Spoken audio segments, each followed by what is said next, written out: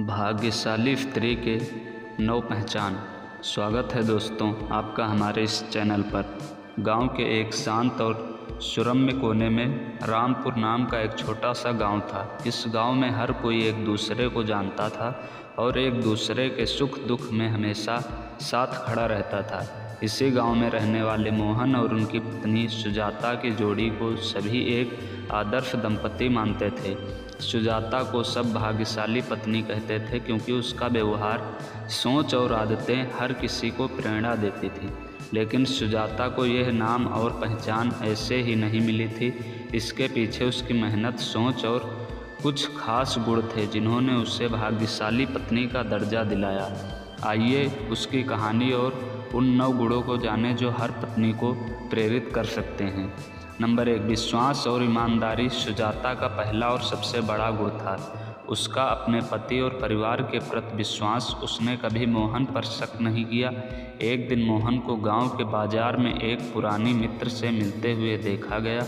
कुछ लोग सुजाता के पास जाकर बोले, तुम्हारे पति किसी और औरत से बात कर रहे थे। सुजाता मुस्कुराई और कहा, मुझे अपने पति पर पूरा भरोसा है। अगर वह किसी से बात कर रहे हैं तो उसकी वजह ज़रूर सही होगी। इस उत्तर से न केवल बातें करने वाले चुप हो गए बल्कि सबने सुजाता के विश्वास की सराहना की। 2, समर्पण और सेवा भाव। सुजाता अपने परिवार के प्रति समर्पित थी। चाहे सुबह की चाय बनानी हो, बच्चों को स्कूल भेजना हो या मोहन के लिए खाना तैयार करना, वो हर काम में पूरी लगन से जुटी रहती। एक बार मोहन बीमार पड़ गए थे। सुजाता ने रात दिन उनकी सेवा की। उसने बिना थके उनकी देखभाल की जब तक कि वे पूरी तरह ठीक नहीं हो गए। गांव के लोग उसकी सेवा भावना से प्रभावित हुए। 3, धैर्य और सहनशीलता। जीवन में कई बार मुश्किलें आती हैं। मोहन का एक बार व्यापार में भारी नुकसान हो गया। वे परेशान रहने लगे, लेकिन सुजाता ने कभी हिम्मत नहीं हारी।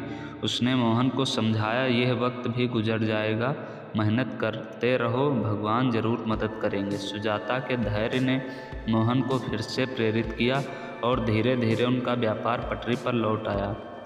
4, समझदारी और विवेक। सुजाता हर परिस्थिति में समझदारी से काम लेती। गांव में एक दिन पानी की किल्लत हो गई, लोग परेशान हो गए। सुजाता ने सुझाव दिया कि सभी अपने अपने घरों में पानी बचाने के उपाय अपनाएं। उससे अपने घर में ही बर्तन धोने और नहाने का पानी दोबारा उपयोग करने की योजना बनाई। उसकी समझदारी से पूरे गांव को सीख मिली। 5, प्रेम और स्नेह। सुजाता का सबसे बड़ा गुण था उसका प्रेम। वो अपने पति और बच्चों से गहरे स्नेह के साथ पेश आती थी। एक बार मोहन का जन्मदिन आया। परिवार में आर्थिक तंगी थी, लेकिन सुजाता ने अपनी बचत से मोहन के लिए एक छोटा सा उपहार खरीदा और उनके लिए पसंदीदा पकवान बनाए। इस छोटे से प्रयास ने मोहन को भावुक कर दिया।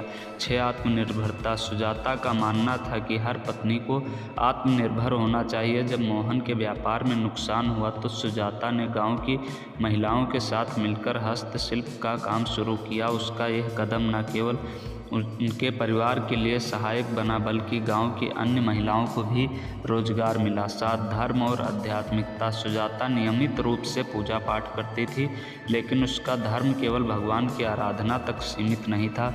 वह कहती थी, सच्चा धर्म दूसरों की मदद करना है। एक बार गांव में बाढ़ आ गई।